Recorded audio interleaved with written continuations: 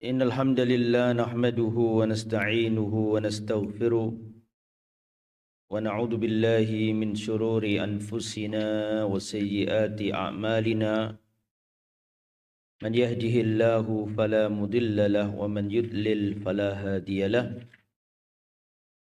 wa asyhadu an la ilaha illallah wahdahu la syarika lahu wa asyhadu anna Muhammadan abduhu wa rasuluh la nabiyya wa la rasula ba'dah. Allahumma salli wa sallim wa barik ala nabiyyina Muhammad wa ala alihi wa sahbihi ajma'in, amma ba'du. Para hadirin jamaah Masjid Al-Burhan rahimani wa rahimakumullah. Alhamdulillah kita bersyukur memuji Allah diberi ringan langkah kaki, kelapangan hati, sehat jasmani rohani, sehingga kita bisa bertemu kembali di Masjid Al-Burhan yang kita cintai. AC-nya dimatikan ya. Kok tadi kedinginan sekarang kok meringet ini. Kayaknya jangan dimatikan tapi dia tadi kedinginan sekarang panasan.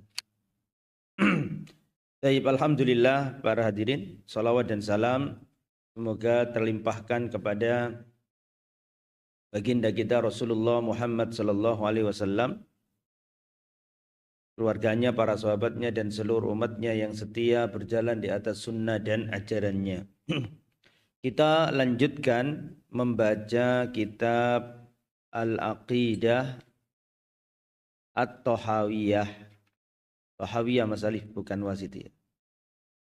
Kita akan mempelajari, melanjutkan membaca kitab Al-Aqidah At-Tahawiyah. Terakhir kita sampai poin berapa ya jemaah?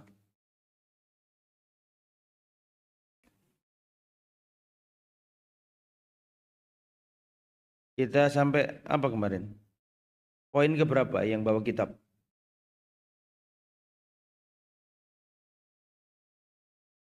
(172). Nggih, sampun atau belum? Atau sebagian? Sebagian sampai mana?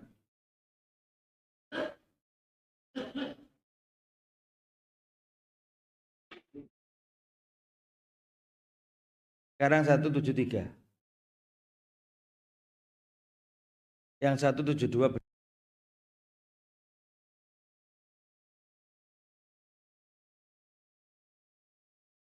al-muallif rahimahullah, wa nu'minu bil ba'thi. Kita mengimani hari kebangkitan. Ahlus sunnah wal jamaah iman bahwa nanti ada hari kebangkitan. Manusia dibangkitkan dari alam kuburnya. Makanya dikatakan yaumal qiyamah, hari kiamat. Qiyam artinya apa? Qiyam artinya apa? Berdiri. Karena nanti manusia akan berdiri dari kuburnya. Wa jazail a'mal yaumal qiyamah. Dan ahlu sunnah wal jamaah kita mengimani bahwa ada balasan amal pada hari kiamat. Wal ard. Dan kita juga mengimani al-ard. Apa al-ard ini? Enggak diterjemahkan tuh, yang bawa kitab itu, yang bawa kitab kecil itu, al-ard enggak ada terjemahannya. Al-ard itu pemaparan. Di sini enggak diterjemahkan. Ya, al-ard wal hisab. Yang bawa kitab nyambung enggak dengan saya? Nyambung ya? Oke. Al-ard itu begini, pada hari kiamat itu akan ditampakkan kepada kita apa amal perbuatan kita. Dipaparkan. Enggak ditanyai. Cuma dipaparkan doang. Itu adalah hisab yang mudah. Jadi Rasulullah SAW pernah berkata, man nuqisal hisab faqad udzib. Siapa yang didebat, ditanyai al-hisab, maka dia kena adab. Jadi nanti kalau pada hari kiamat kita ditanyai, kenapa dulu kamu? Berarti dia kena adab. Karena hisab yang mudah itu nggak ditanyai. Hisab yang mudah itu cuma apa? Al-ard. Al-ard itu apa Ustadz? Itu yang di kitab ini, yang bawa kitab. Al-ard. Hisab yang mudah itu al-ard. Man nuqisal hisab faqad udib. Siapa yang didebat ditanyai tentang hisab berarti kena adab. Siti Aisyah bertanya, ya Rasul, lalu bagaimana dengan hisab yang mudah? Masa kena adab juga? Kata Rasul, hisab mudah itu enggak ditanyai. Hisab mudah itu tidak ditanyai. Tapi hisab mudah itu sekedar dipaparkan. Hisab mudah itu begini Pak. Orangnya dipaparkan kepadanya amal-amal kejahatannya dulu. Amal-amal dosa-dosanya dulu. Dulu kamu melakukan dosa A, B, C, D. Dulu di dunia aku tutupi dosamu ini. Dan sekarang di akhirat aku ampuni. Itu hisab yang mudah. Jadi hisab yang mudah itu enggak ditanya.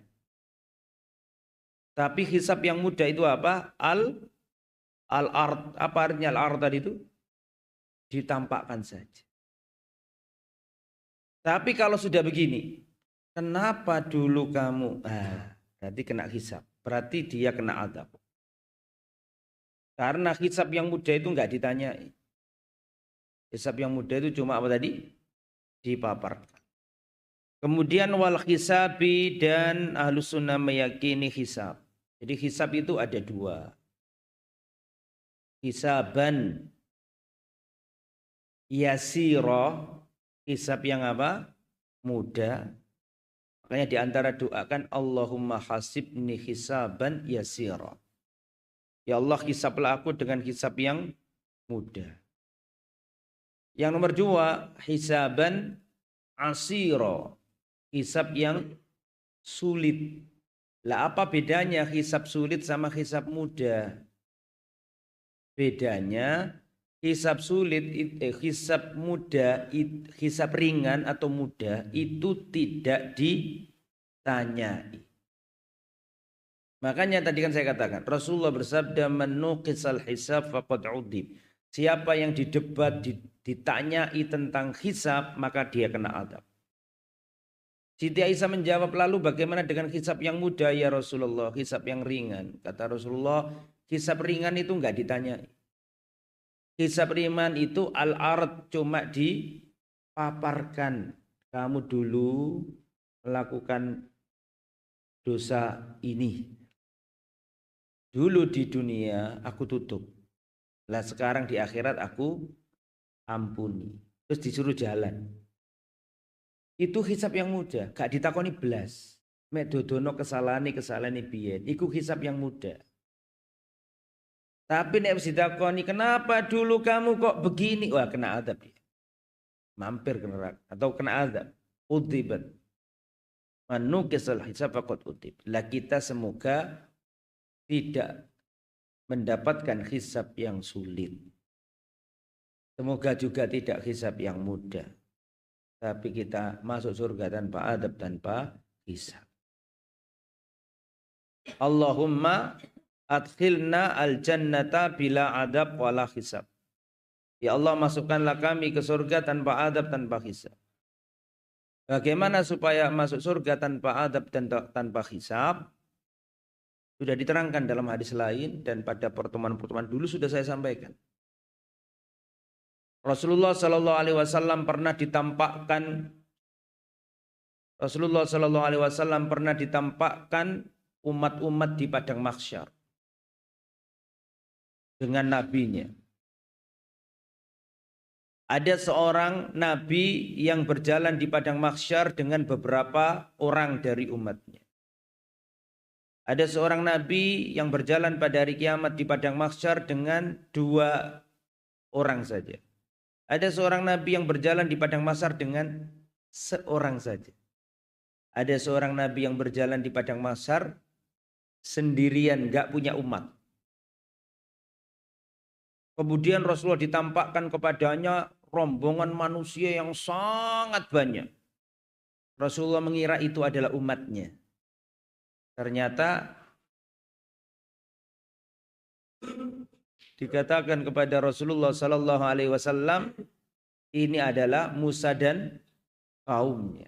Kalau bahasa Surabayanya, Rasulullah kecelik. Dikira itu apa?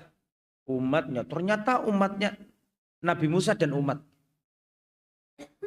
Itu dalil bahwa Nabi Musa umatnya sedikit apa banyak? Banyak juga. Setelah itu ditampakkan lagi rombongan yang gede, menutup ufuk. Dikatakan kepada Rasulullah, hadhihi ummatuka, ini umatmu Muhammad. Perhatikan. Wa ma'ahum sab'una alaf yadkhuluna al-jannata bila adab wala hisab. Di antara umatmu yang banyak ini ada 70.000 orang masuk surga tanpa adab, tanpa hisab. Setelah itu Rasulullah berdiri masuk rumah. Nah, sahabat bingung. Siapa 70.000 orang masuk surga tanpa adab, tanpa hisab? Rasulullah belum menjelaskan tapi sudah pergi. Itu di antara metode pengajarannya Nabi adalah membuat orang penasaran. Bertanya-tanya sahabat. Ada sahabat yang mengatakan, oh itu mungkin orang-orang yang tidak jumpa masa jahiliyah. Lahir-lahir langsung Islam, nggak pernah nyembah berhala. Oh mungkin itu sahabat-sahabat Nabi yang ikut berjuang bersama Nabi. Jadi para sahabat menerka-nerka siapa 70.000 itu. Sampai akhirnya Rasulullah balik datang. Setelah itu para sahabat bertanya, ya Rasulullah, siapa mereka itu yang jenengan katakan tadi 70.000 masuk surga tanpa adab, tanpa hisab? Baru dijelaskan oleh Nabi. Dan ini sudah sering saya sampaikan, ini ngulangi saja karena kebetulan materinya hisab ini. Maka dijelaskan Nabi 70.000 yang masuk surga tanpa adab, tanpa hisab, mereka adalah, nah saya mencatat yang belum tahu. Sifatnya yang disebutkan Nabi dalam hadis ini ada 4. Yang pertama, humul ladina la yastarqun. Orang-orang yang tidak minta disuwuk. Orang-orang yang tidak minta dijampi. Atau orang-orang yang tidak minta diruqyah. Pak Indro maju, Pak Indro. Nomor 2, humul ladina la yatatayyarun. Orang yang tidak bertatoyur. Orang yang tidak apa? Bertatoyur. Apa tatoyur itu? Tatoyur itu dulu orang Arab jahiliyah itu Pak bertatoyur. Dia ngelepas burung.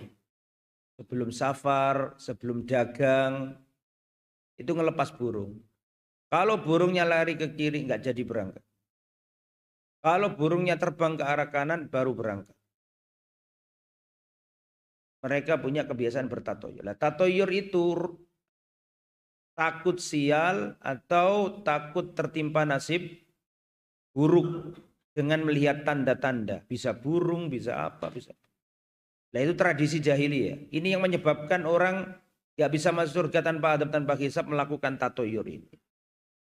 Jadi tatoyur itu syirik. Kata Rasulullah, at-tiyaratu syirkun. Tiaro itu syirik. Tatoyur itu syirik. Tatoyur itu rumongso apes, khawatir tertimpa nasib sial. Itu tatoyur. Rasulullah Shallallahu Alaihi Wasallam bersabda, man rodadhu at-tiyaratu an hajatihi faqad asyrak. Siapa yang agendanya dibatalkan, siapa yang rencananya dibatalkan karena takut tertimpa sial, maka dia melakukan kesyirikan. Berangkat kerja terus melihat burung gagak, pertanda sial, enggak jadi berangkat, maka dia melakukan kesyirikan. Rasulullah bersabda, man raddathu at-tiyaratu an hajatihi faqad asyrak. Barang siapa yang terbatalkan agendanya, rencananya dibatalkan nggak jadi gara-gara melihat tanda-tanda, khawatir kena sial, terus diurungkan, faqad asyrak, maka dia melakukan kesyirikan. Mau menikah putra dan putri, laki-laki perempuan sudah menikah, sudah cocok semuanya, terus dibawa ke orang pinter, dilihat wetonnya, ini wetonnya berapa, ini wetonnya berapa, terus kata wong pinter tadi itu, oh ini kayaknya nggak pas ini wetonnya. Jangan diteruskan, nanti takut kena sial. Kalau itu omongannya orang pinter dituruti, maka orang yang datang melakukan kesyirikan. Karena dia membatalkan agendanya karena tanda-tanda. Bisa dipahami kira-kira? Nah, kenapa itu orang dikatakan orang pinter? Karena yang datang orang goblok. Mohon maaf, kasar. Dukun maksudnya itu. Lah tatoyur itu kenapa ini saya terangkan? Karena ada kaitannya sama hisab tadi loh Pak. Paham ya? Biar tahu alur kenapa saya sampaikan ini. Tatoyur itu macamnya banyak. Satu, tatoyur bisa dengan burung. Mohon maaf, tatoyur bisa dengan hewan. Orang Jawa tatoyurnya dengan burung gagak. Orang Arab tatoyurnya dengan burung hantu. Jadi dengan hewan. Orang Indonesia, orang Jawa ini banyak tatoyurnya dengan hewan. Nek bojomu meteng na, ojo mateni tikus. Nek bojomu meteng, ojo mancing. Betul. Meskipun gak meteng, ya ojo mancing ae. Gak boleh kok meteng apa gak meteng. Oke ya. Itu tatoyur dengan apa? Hewan. Karena nanti kalau bojo istrinya hamil, terus suaminya mancing, nanti hewannya ikannya itu kena pancing, kemudian mulutnya sobek, takut akan berimbas ke bayinya. Kan gitu keyakinannya itu. Itu tatoyur namanya. Tidak boleh. Sebagian masyarakat Lamongan, daerah Gelaga, kecamatan Gelaga itu berkeyakinan nggak boleh makan ikan lele. Ono orang Lamongan bagian situ sini. Jenengan. Lamongan bagian Gelaga itu nggak berani makan ikan lele. Yang meyakini. Karena kalau makan ikan lele dilanggar kena sial dia. Nanti langsung, bagi yang meyakini langsung Pak. Menganggap itu benar-benar Pak. Masih ada kayak gitu. Kena sial, jatuh atau badannya sakit. Itu namanya apa? Tatoyur. Islam nggak boleh. Islam itu mengajarkan optimisme. Tanda-tanda yang nggak ada sangkut pautnya. Tanda itu baru boleh kalau ada sebab akibat. Mau berangkat, mendung rek. Aku lali gak gawa payung, gak lali gak gawa jas hujan. Terus mulai. Iku tatoyur nggak itu? Ini gak tatoyur. Karena itu tanda-tanda yang ada ilmiahnya. Jadi pahami enggak nih? Tatoyur oke. Jadi ya tadi kan Nabi kan ditanya. Ya Rasulullah siapa? 70.000 orang itu yang masuk surga tanpa adab, tanpa hisab. Yang pertama humul ladina la yastarqun, yang mereka yang tidak minta diruqyah, tidak minta disuwuk, tidak minta dijampi. Nomor 2 humul ladina la yatatayyarun, mereka yang tidak bertatoyur. Tatoyur tadi sudah saya jelaskan. Rumongso apes, takut tertimpa nasib, sial karena melihat apa? Tanda-tanda, dan tanda-tanda ini macam-macam, ada banyak. Satu bisa hewan, tadi sudah saya jelaskan, betul ya. Nomor 2 tanda-tanda ini bisa angka. Sebagian etnis suku ada yang nggak mau angka tertentu karena itu angka sial, angka keramat, tidak boleh dilanggar. Weton itu kan angka-angka itu. Waktu kalau weton, mohon maaf, weton itu waktu. Jadi angka-angka. Sering kita melihat apartemen yang tidak berbasis syariah, kita lihat masih meyakini itu. Ada lantai tertentu nggak ada nomor berapa Pak? Nomor 4 sama nomor itu termasuk tatoyur. Atau bertatoyur bisa dengan waktu. Seperti weton tadi itu. Bisa Pak. Sekarang orang Jawa yang kejawen masih pakai itu. Tatoyur dengan apa? Waktu. Sampai anak tak nasihati, ojo lelungan dino Selasa legi. Ojo lelungan, ojo miri iwa, ojo panen, ojo ngedekno toko, ojo ngedekno oma, ojo nikah, terserah. Dino Selasa apa tadi? Terserah, macam-macam tergantung hitungannya. Selasa legi pon terserah. Atau Jumat Kliwon misalnya. Lah Mbah, wonten napa Mbah kok enggak boleh Mbah? Ojo nak iku bahaya. Lho napa niku? Soale biyen iku mbahmu geblak dino iku. Iku dino geblake mbahmu. Itu namanya tatoyur dengan apa? Waktu. Bapak saya itu termasuk yang dinasihati orang tuanya nggak boleh bepergian pada waktu ini. Tapi tak jelaskan ke bapak saya nggak boleh dipercaya. Itu tatoyur dengan apa? Waktu. Pertama hewan, dua angka-angka, tiga apa?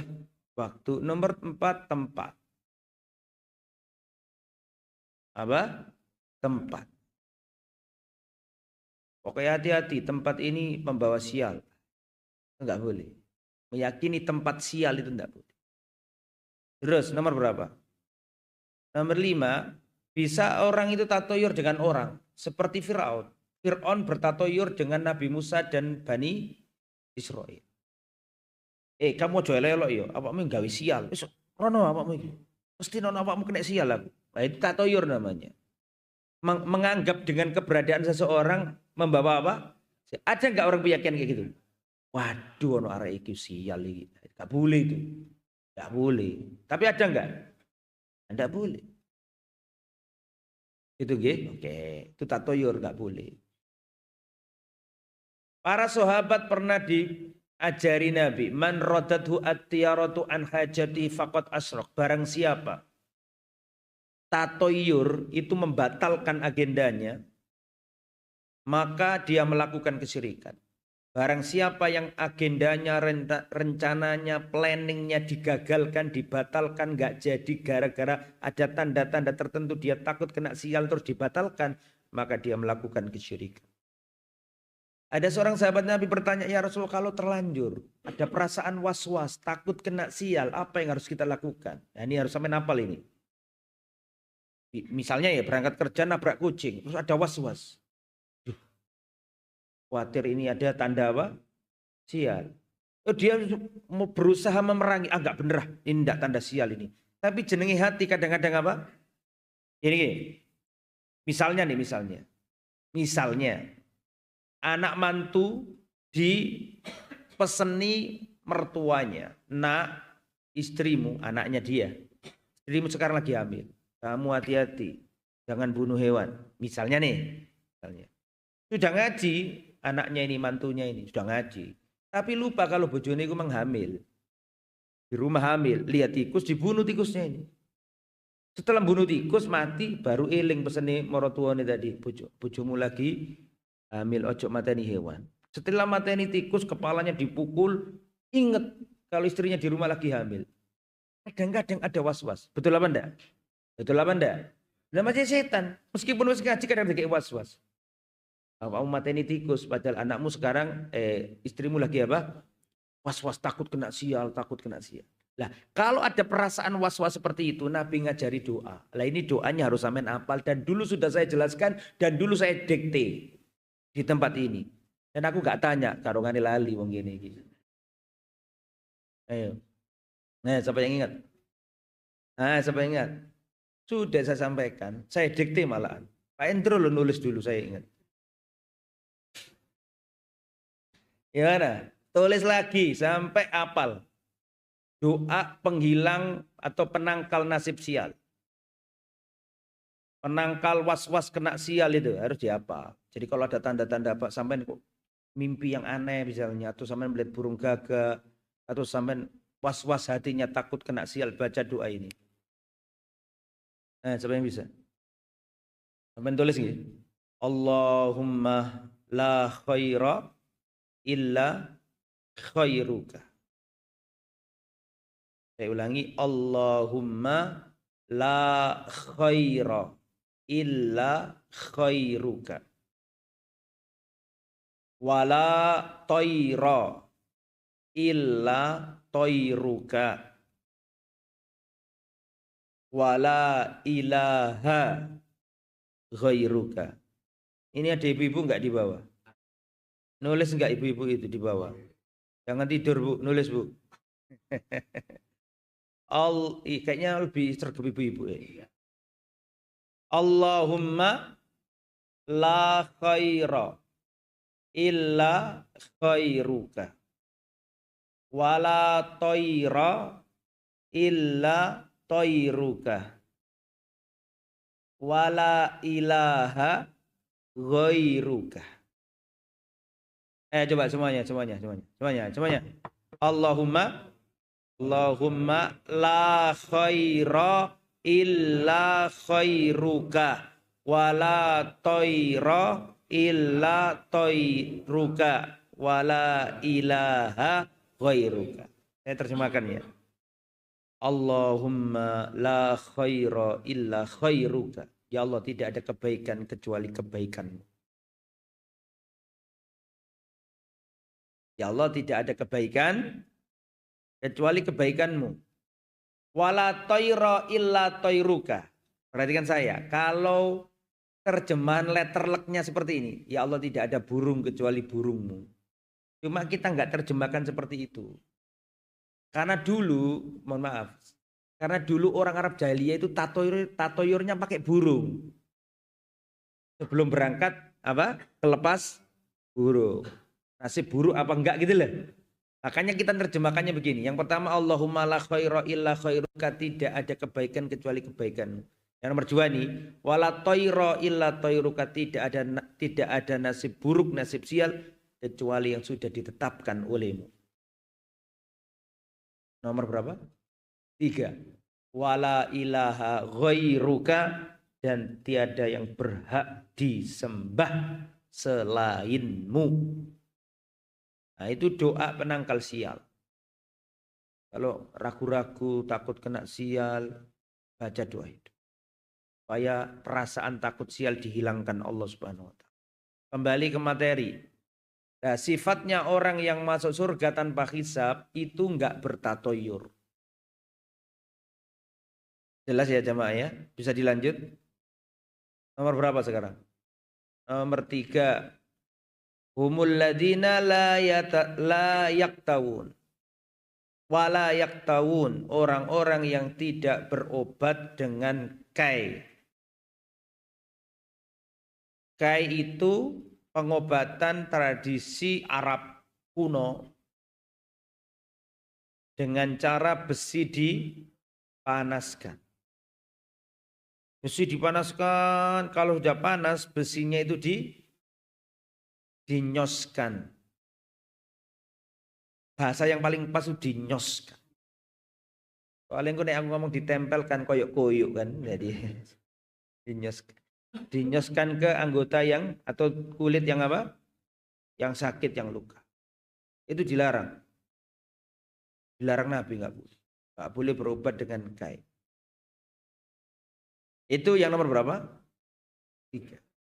Yang nomor 4, wa ala rabbihim yatawakkalun, dan orang yang bertawakal, bergantung, bersandar hanya kepada Allah. Orang yang bertawakal hanya kepada Allah. Wa ala rabbihim yatawakkalun, mereka yang bertawakal hanya kepada Allah. Jadi disebutkan dalam hadis, ya Rasulullah, siapa 70.000 orang yang masuk surga tanpa adab, tanpa hisab. Nabi di tempat itu menyebutkan 4 sifat. Sifat pertama atau 4 poin. Poin pertama, tidak minta diruqyah. Poin kedua, tidak bertatoyur. 3, tidak berobat dengan apa tadi? Kai. 1, 2, 3 itu intinya nomor 4. Nomor 4 itu mewakili semuanya. Apa tadi nomor 4? Bertawakal hanya kenapa kok tidak minta diruqyah? Karena tawakal. Kenapa tidak bertatoyur? Karena tawakal. Kenapa tidak kai? Karena tawakal. Bersandar, bergantung hanya kepada Allah. Jadi intinya itu, tauhid maksudnya itu. Lah tawakal itu punya 2 rukun. Saya tulis. Kalau 2 ini enggak ada, berarti tawakalnya jenengan belum tawakal.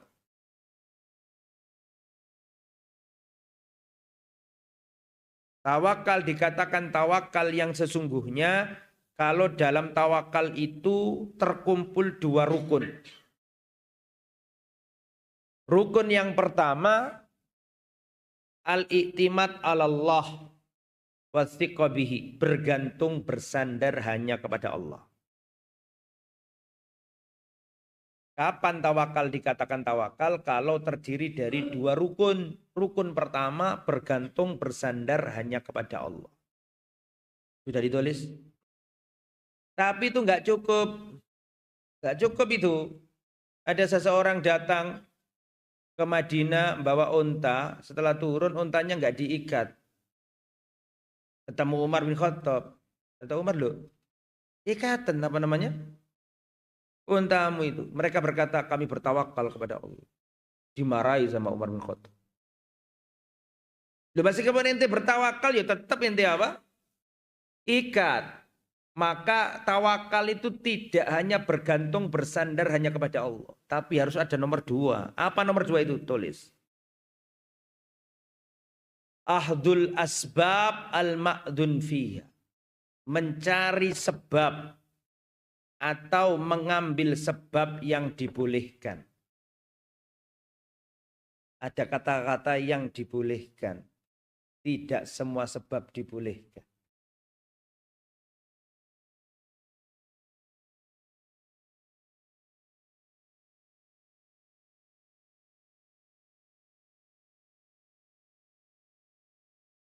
Sampun ditulis nomor nih. Ini nomor kali sampun. Apa tadi nomor 2? Mencari sebab yang dibolehkan. Jadi yakin bersandar hanya kepada Allah. Tok itu belum tawakal, Pak. Mas Samen gak itu dah, gak kerja dah. Wah, tawakal ya Pak aku, Pak. Ya wae mangan yo mangan. Itu gak tawakal, Mas. Yo gak mangan temenan awak. Tawakal itu bersandar bergantung kepada Allah, tapi harus mencari sebab, dan sebabnya harus sebab yang dibolehkan. Ustadz, kenapa ada kata-kata dibolehkan? Karena tidak semua sebab dibolehkan. Bahkan banyak orang menjadikan sebab padahal bukan sebab. Saya kasih contoh nih. Mas, saman kelapa kok pakai jimat itu? Kenapa nggak boleh, Ustadz? Loh, saya yakin yang menjadikan manfaat dan madharat itu hanya Allah tok. Ini cuma sebab saja kok, Ustadz. Ada nggak orang ngomong kayak gitu? Tidak semua orang yang tidak semua orang beralasan sebab lantas kita bolehkan. Karena tidak semua sebab itu di ACC dalam Islam. Bisa dipahami. Tidak semua sebab itu tervalidasi dalam Islam. Karena sebab itu ada yang dibolehkan, ada yang tidak. Gitu kan.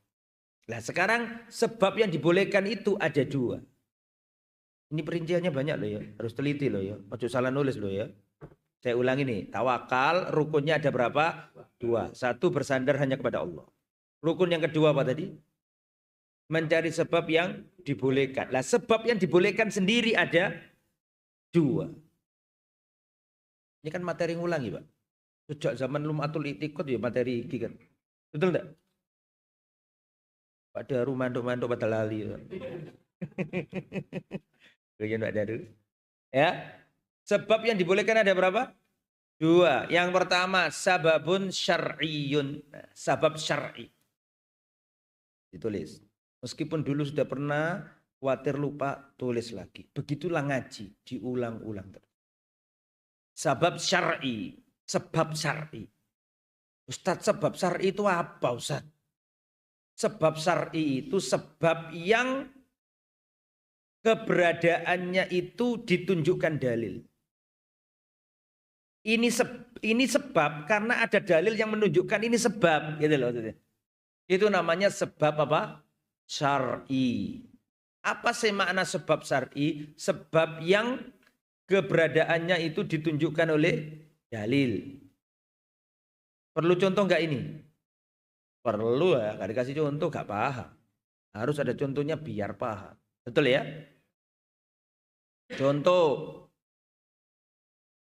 Seorang dia meriang. Badannya enggak nyaman atau dia sakit perut.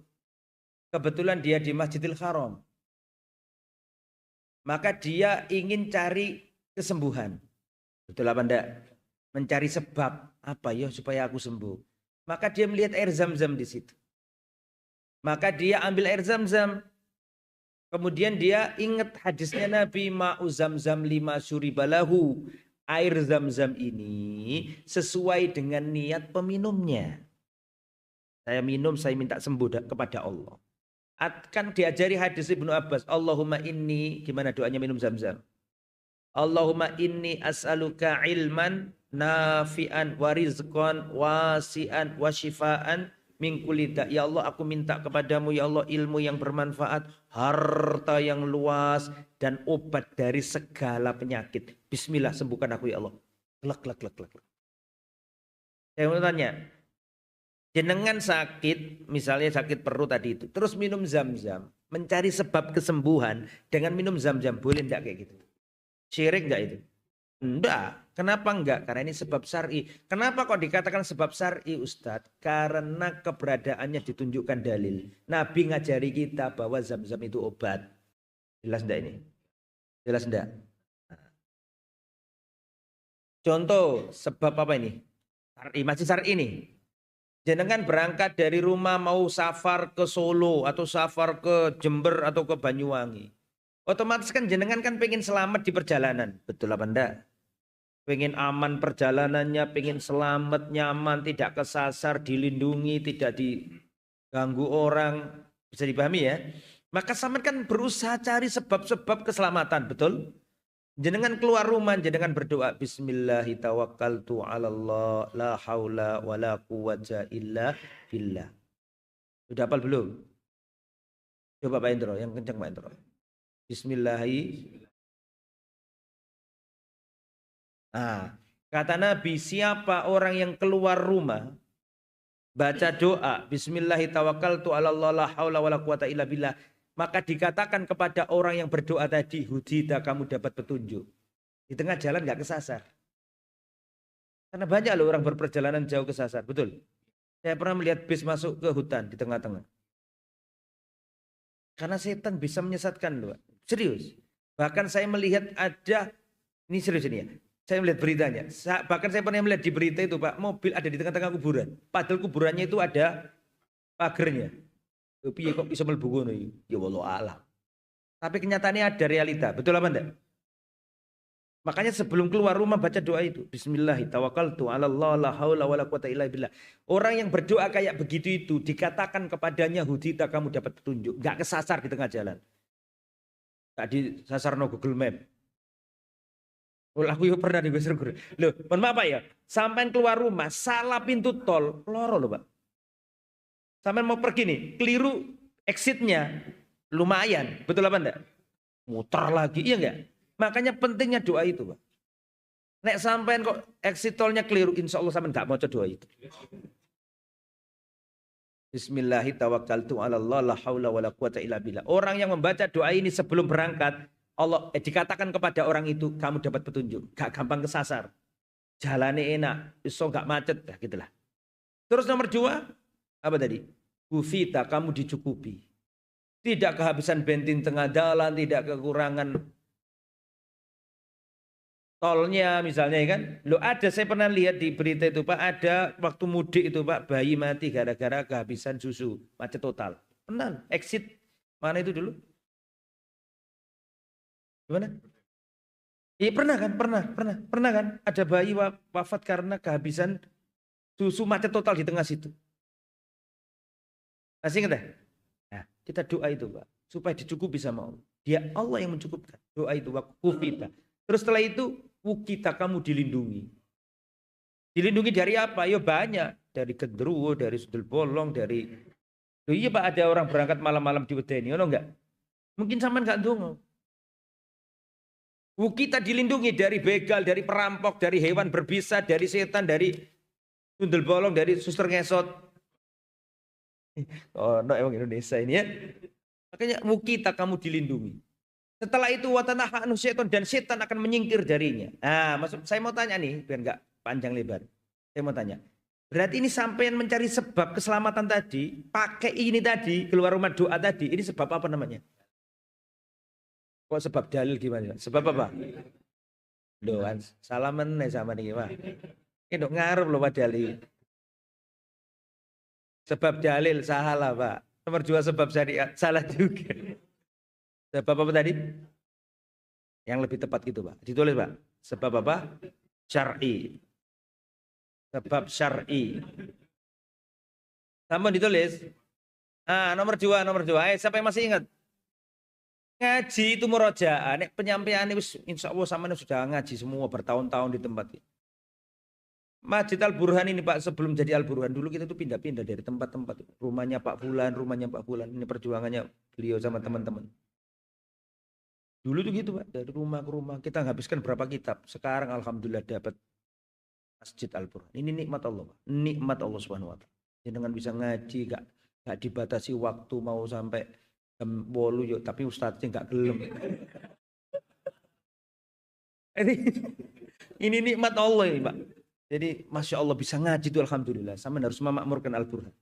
Oh nikmat. Kita tahu perjuangannya dulu luar biasa. Pindah-pindah. Saya itu pernah, dulu kita di mana? Di masjid satunya itu. Tepuk sama ustadz yang lain. Jadi kita terusir dari tempat itu. Alhamdulillah sekarang dapat tempatnya dimakmurkan. Ngaji itu nikmat. Nikmat Allah Subhanahu wa taala. Bisa murojaah yang dulu-dulu gitu. Nah kayak gini murojaah ini sekarang. Nah terus nomor 2, sebab ada 2, sebab syar'i sudah ditulis. Nomor 2 sebab apa? Ayo masih ingat? Siapa yang masih ingat? Hah? Apa tadi? Sebab kauni. Ya, betul. Ada yang masih ingat, alhamdulillah. Ternyata ada yang pinter. Maksudku ngomong ini berarti aku sih nggak pinter. Sebab kauni, sama tulis. Sebab kauni bisa juga sebab apa namanya?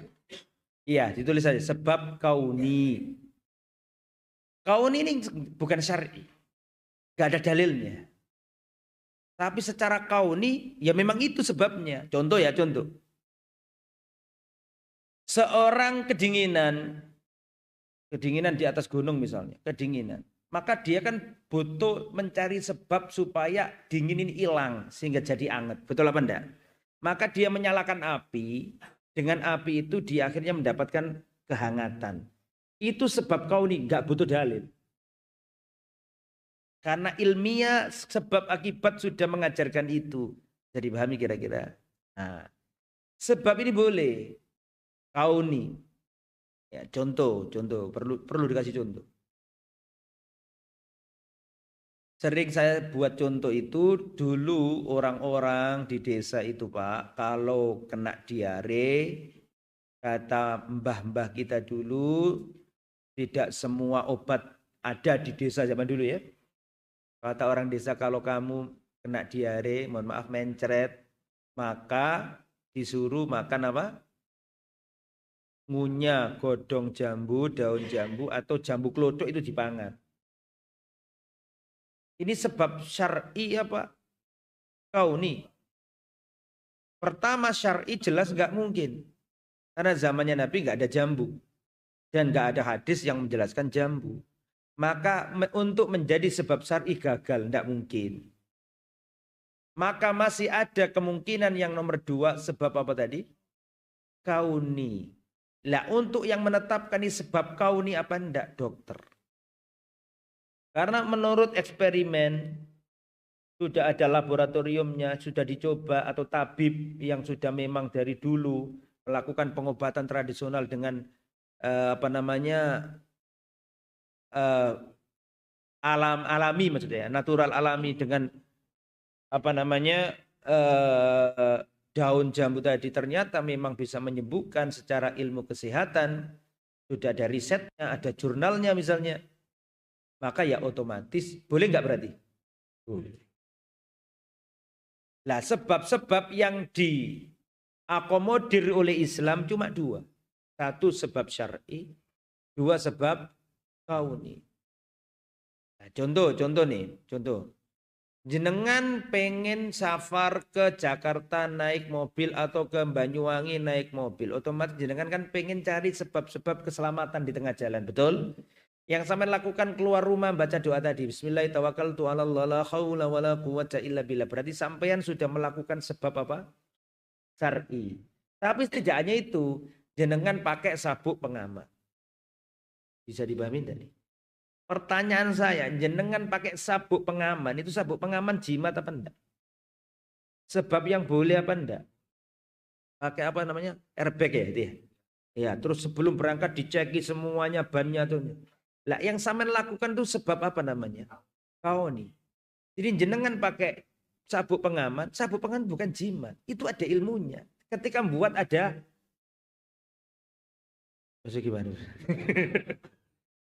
Ketika buat itu ada tes ada uji cobanya, betul toh? Sampai lebarnya spion itu ada aturannya loh, Pak. Segini berbahaya apa enggak semua.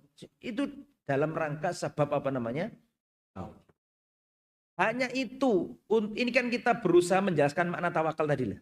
Tawakal itu satu, bersandar hanya kepada Allah. Dua, mencari sebab yang dibolehkan. Sebab yang dibolehkan itu satu, yang syar'i atau enggak syar'i dalam artian enggak ada dalilnya, tapi yang kauni, ilmiah. Lah kalau sebab itu tidak didukung fakta syar'i dan tidak didukung fakta kauni, maka dia adalah syaitoni. Sebab syaiton. Tidak boleh. Contoh, perlu dikasih contoh. Atau sebab khoyali. Khoyali itu khayalan, enggak ada jelunturungannya. Contoh ya sebab ini. Ini dulu zaman saya masih kecil sering disebut orang, tapi sekarang sudah punah, alhamdulillah. Waktu di desa itu katanya orang desa saya dulu, nek ono arek cilik wis umur 2 tahun, kok sik durung iso mlaku. Iku kon gelek iwak kutuk, anakane iwak kutuk apa jenenge? Ya, terus dipukulkan ke kakinya anak kecil. Ini ngerti Pak Kutuk tak? Ikan gabus. Kenapa Pak Indro? Ya terserah aku desoku. Tolong Pak Indro, ojo nyaut ae sampe ini. Iki aku kan cerita. Lah kok dikoreksi karo Pak Indro? Aku langsung ngomong desoku. Deso sampean terserah Pak Indro. Kok diprotes? Apa tadi ikan apa? Ngerti Pak Kutuk sampean? Ikan gabus. Ikan gabus itu kata mereka loh ini disebutkan ke kakinya anak kecil tadi supaya bisa jalan. Saya mau tanya ini sebab apa? Sebab syar'i jelas enggak. Sebab kauni juga gitu juga. Betul apa enggak? Nah, kecuali kalau dimakan ini mengandung gizi. Nah, itu mungkin. Tapi itu kan harus butuh eksperimen, butuh orang yang berkompeten menjelaskan itu. Selama enggak, maka hanya khoyali, menjadikan sesuatu sebagai sebab padahal bukan sebab. Seorang memakai barang di tangannya. Mas, barang apa itu di gelang tangan sampean? Oh, ini hanya itu Ustaz. Jimat itu Ustaz. Enggak boleh Mas. Loh, enggak Ustaz, saya yakin yang melindungi saya Allah. Yang mendatangkan manfaat Allah. Yang menolak madarat juga Allah. Saya yakin Ustaz. Ini cuma sebab tok Ustaz. Saya nggak yakin benda iki yang nolong saya. Ini cuma sebab. Masa nggak boleh? Oh saya yakini Allah yang menyelamatkan saya. Ini cuma sebab tok. Ada nggak orang yang model kayak gini? Ada nggak? Kita jawab tidak. Semua orang mengatakan sebab lantas kita katakan boleh. Karena sebab yang diakomodir dalam Islam itu sebab satu yang ada dalilnya atau sebab yang terbukti secara ilmiah. Kalau secara dalil nggak terbukti, fakta ilmiah nggak mendukung, nggak ada jelunturungannya antara keselamatan dengan apa? Gelang tadi, maka ini adalah khoyali.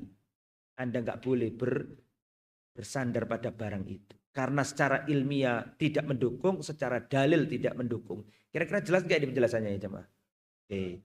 Oke, kembali ke materi. Jadi hisab itu ada berapa tadi? Kembali ke hisab tadi. Hisab ada berapa ya jemaah? 2. Hisab yang mudah dan hisab yang sulit. Betul ya? Hisab mudah nggak ditanyai. Betul ya? Cuma apa tadi? Dipaparkan. Nah, hisab yang sulit itu ditanyai, didebatkan. Pasti nyemplung ke neraka atau pasti kena adab dia.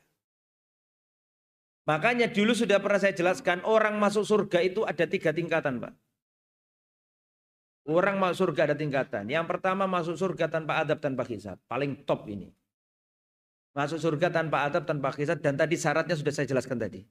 1, 2, 3, 4 tadi Pak. Nomor 2 masuk surga pakai hisab. Tapi hisabnya hisab yang ringan. Enggak ditanyai. Bisa nomor 2 ini sudah alhamdulillah. Tapi yang hadir di sini tidak nomor 2, tapi nomor 1. Amin ya. Yang nomor 3 masuk surga tapi kena hisab yang nomor 1 kan tanpa adab, tanpa hisab. Nomor 2 masuk surga pakai hisab tapi hisabnya ringan. Nomor 3 masuk surga tapi kena hisab dan hisabnya sulit. Ini diadab dulu. nyemplung dulu yang nomor 3 ini. Karena hisabnya sulit. Itu nggih, selesai masalah hisab. Terus jam berapa ini? Sudah suruk belum? Kok mau dilanjut? Atau pertanyaan ya? Berarti tolong dibantu saya. Berarti besok kita lanjut waqiraatil kitab. Iya, yang bawa kitab. Kita tadi terakhir pakai hisab, sampai hisab, betul? Berarti besok kita jelaskan waqiraatil kitab, was-sawab, wal iqab, was-sirat, wal mizan. Yang bawa kitab nggak ada tadi ini. Oh, Masya Allah Pak Indro yang bawa kitab ya. Jadi itu kita waqiraatil kitab, was-sawab, wal iqab, was-sirat, wal mizan. Kita tadi masih membahas masalah apa tadi? Hisab. Boleh sekarang kita diskusi tanya jawab kalau ada. Sebentar lagi suruh kayaknya ya. Kurang 5 menitan kayaknya ya. Ada pertanyaan silakan. Monggo Pak.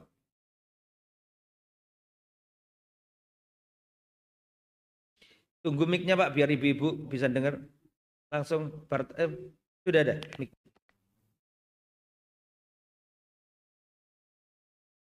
Biar ibu-ibu ikut mendengarkan pertanyaan beliau.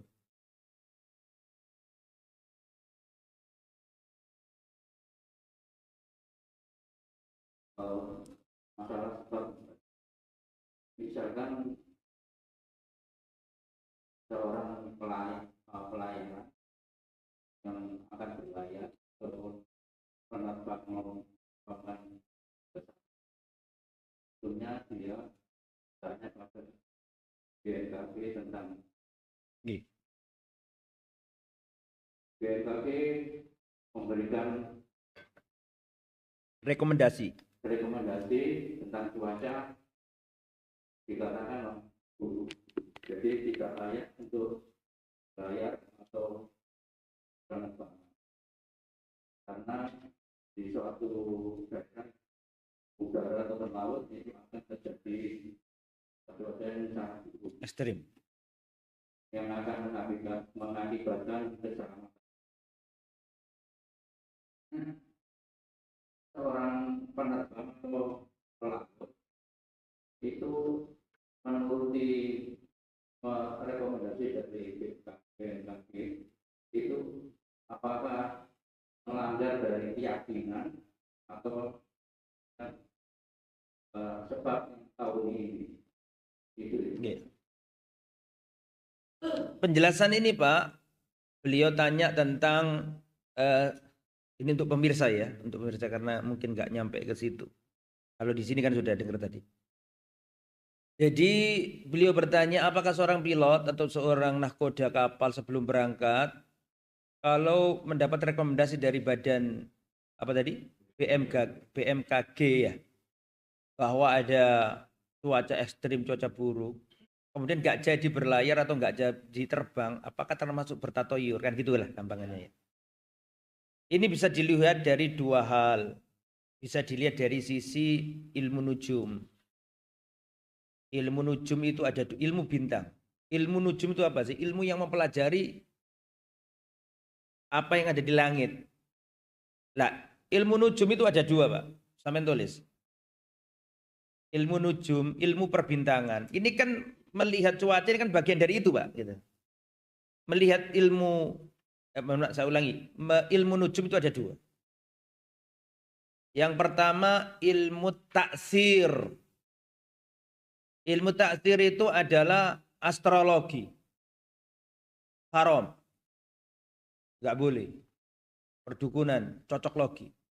Kalau ada bintang seperti ini akan ada kejadian ini. Seperti dulu zaman orang-orang tua dulu di desa itu. Dulu ketika terjadi Gestapo, saya belum lahir Pak. Tapi saya diceritani oleh mbah-mbah itu. Dulu waktu di desa katanya ketika ada Gestapo itu ada lentang kemukus. Dan nek ono lentang kemukus ngono iku berarti tanda ono malapetaka. Nah, ini namanya astrologi ini, cocok logi, nggak nyambung, nggak ada ilmiahnya itu. Jadi paham betul nih. Misalnya gini ya, waduh, ada bintang itu, ada petaka apa ini? Nah itu nggak boleh itu.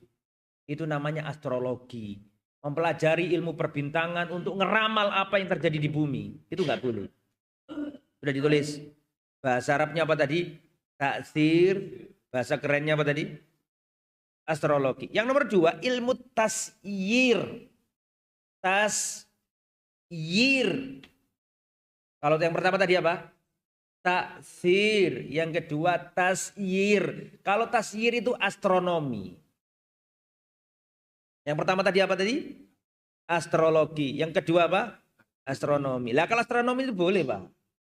Mempelajari benda-benda langit atau apa yang terjadi seperti cuaca dan seterusnya untuk satu menentukan arah kiblat, menentukan arah mata angin, apalagi itu tadi termasuk perakiraan apa? Cuaca, apalagi terusan contohnya. Oh, pelaut dulu itu pakai ilmu astronomi, Pak. Betul apa enggak? Enggak ada kompas, enggak ada apa. Lihat bintang ini mana, gobok penceng, mana Scorpion. Kita dulu belajar gitu, Pak. Rasi bintang itu lah. Untuk menentukan selatan, barat, timur kan pakai itu. Dulu kita belajar IPA kan gitu, Pak. Kita ini lihat bintang-bintang nggak bisa karena kita melihatnya di Surabaya, Pak. Saya pernah, Pak, bermalam di padang pasir. Nggak ada listrik sama sekali. Saya lihat ke atas, subhanallah. Terang benderang. Maksudnya terang benderang itu apa? Bertabur bintang kelihatan. Lah, bagi musafir biasa, oh bintang itu ini selatan, gitu loh, Pak. Lah, boleh nggak kayak gitu itu? Ya, itu namanya ilmu tasyir. Apa namanya tadi? Astronomi, untuk menentukan arah kiblat, untuk menentukan arah mata angin, untuk menentukan satu bulan ini berapa hari, termasuk awal bulan, ilmu hisab, ya itu dari itu. Ilmu hisab dari sisi ilmu itu nggak dosa, Pak. Itu ilmu ilmiah, nggak ada masalah. Dari sisi itunya ya, karena ada ilmunya. Oke. Lah, yang jenengan sebutkan itu masuk kategori yang mana? Astrologi apa astronomi? Yang benar. Astronomi. Ada ilmunya, Pak. Dan itu kalau masuk bab itu. Adapun kalau masuk sebab, maka ini masuk sebab yang apa tadi? Tahun. Jadi tidak mengapa. Tidak mengapa. Misalnya penerbangan 2 hari ini tidak ada penerbangan karena menurut badan itu tadi terjadi apa, angin, kan itu ada ilmunya, bukan ngeramal kan, bukan, ada ilmunya. Kalau saya ditanya saya nggak tahu karena saya bukan ahlinya. Tapi kalau bagi yang orang yang petugasnya ya dia tahu karena mereka ahli dalam itu. Jadi tidak mengapa. Wallahu a'lam bishawab. Ada lagi pertanyaan? Silakan.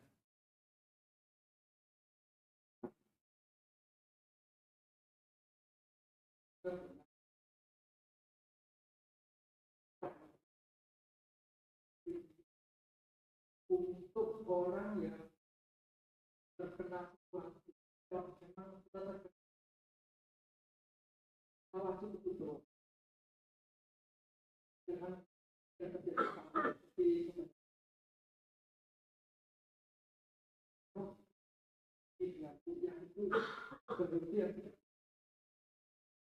ya. Jadi tadi disebutkan di antara ciri khas orang yang masuk surga tanpa adab, tanpa hisab adalah apa tadi? Tidak minta diruqyah, tidak minta dijampi. Sebelumnya saya jelaskan dulu. Jampi, suwuk atau ruqyah itu ada 2. Satu suwuk yang syar'i. Aku nek ngomong suwuk syar'i sama ojo guyu. Karena suwuk itu bahasa Jawa, ruqyah itu bahasa Arab. Jangan dikira nek suwuk terus pasti. Pak, soalnya ruqyah itu juga artinya suwuk gitu loh, Pak. Ruqyah pun ada yang tidak syar'i. Cuma ngomong Indonesia ini bahasa Arab tuh pasti bener gitu loh. Padahal ruqyah itu artinya apa? Suwuk gitu kan. Nah, nek suwuk itu syar'i pakai ayat kursi, surat Al-Baqarah. Boleh enggak? Atau pakai hadis dan meyakini yang menyembuhkan bukan si peruqyah tapi Allah. Jadi kapan ruqyah dikatakan syar'i? 1, enggak ada jin, enggak ada minta bantuan jin, enggak ada sihir di situ. 2, pakai ayat Al-Qur'an, Al-Fatihah, Al-Baqarah, ayat kursi kan gitu gitu. Atau pakai hadis Nabi. Contohnya begini. A'udzu bikalimatillahi tammati min syarri ma khalaq. Atau pakai yang ini.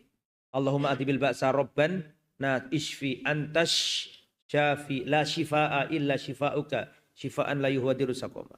Kemudian harus pakai bahasa yang jelas. Di antara ciri suwuk yang tidak syar'i Di antara ciri ruqyah yang tidak syar'i, geremeng nggak jelas omongan itu. Umi-umi, kumat kamit, nggak jelas. Itu ciri khas ruqyah yang tidak syar'i. Paham ya? Terus wajib meyakini bahwa yang menyembuhkan adalah Allah, bukan si ruqyah. Itu ruqyah syar'i. Oke? Bisa dipahami. Lah, yang dimaksud tadi itu tidak minta di ruqyah. Itu kalau ruqyahnya tidak syar'i, haram. Tapi kalau ruqyahnya itu ruqyah syar'i, maka enggak haram, tapi akan kehilangan fadilah masuk surga tanpa adab, tanpa hisab. Sehingga lebih baik syar'i maupun tidak syar'i, jangan minta di ruqyah. Bisa dipahami? Maka silakan ruqyah mandiri, di ruqyah sendiri badan kita. Coba, yang bacakan ruqyah orang lain dengan kita sendiri yang membaca itu, secara pengaruh lebih kuat mana? Harusnya sendiri. Makanya kita berusaha setiap pagi membaca doa pagi, zikir pagi, zikir petang, kita makan kurma ajwa berapa? 7 butir sebelum tidur baca ayat kursi. Kita sendiri yang melakukan itu. Makanya jangan minta di ruqyah. Boleh minta ruqyah tapi bukan untuk diri kita, untuk orang lain. Loh, bukan haram ya kalau ruqyahnya itu syar'i. Misalnya nih, ada orang merasa diganggu jin.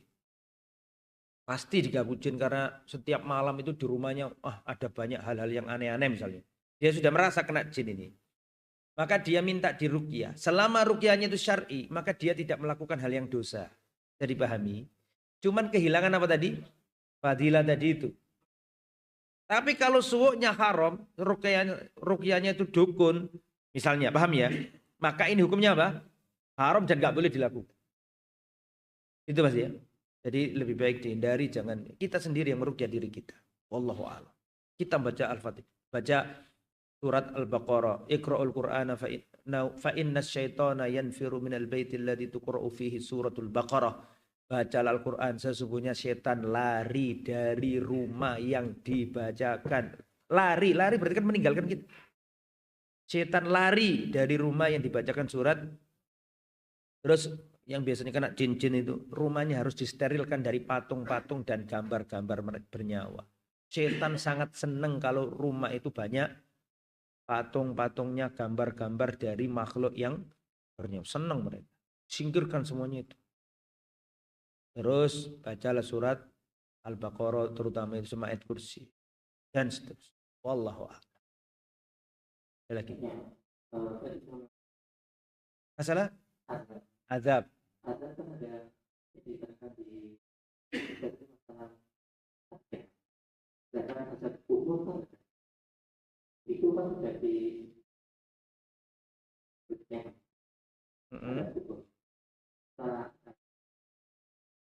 atau dua kali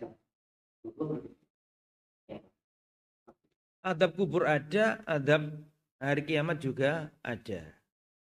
Nih saya kasih dalilnya ya. Oke, sabar nggih.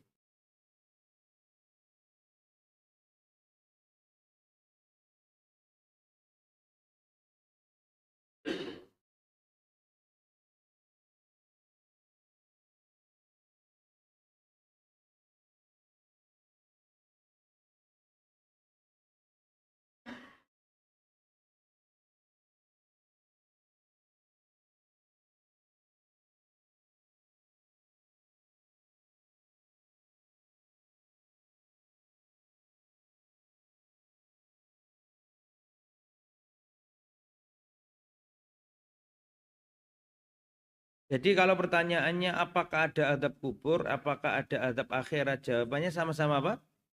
Sama-sama ada. Ya.